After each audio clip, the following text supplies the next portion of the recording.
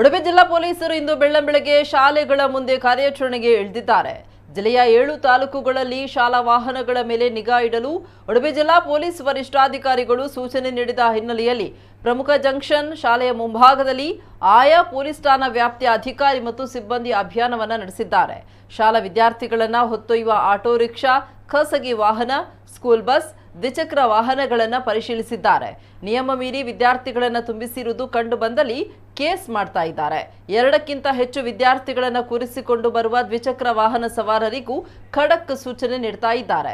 ಬಸ್ಗಳು, auto rickshaw ಮತ್ತು ಇತರ ವಾಹನಗಳು ಸೇರಿದಂತೆ ಮಕ್ಕಳನ್ನ ಶಾಲೆಗೆ ಸಾಗಿಸುವ ಎಲ್ಲಾ ವಾಹನಗಳನ್ನು ಪರಿಶೀಲಿಸಲು ಜಿಲ್ಲೆಯಲ್ಲಿ ವಿಶೇಷ ಅಭಿಯಾನವನ್ನು ನಡೆಸಲಾಗ್ತಾ ಇದೆ.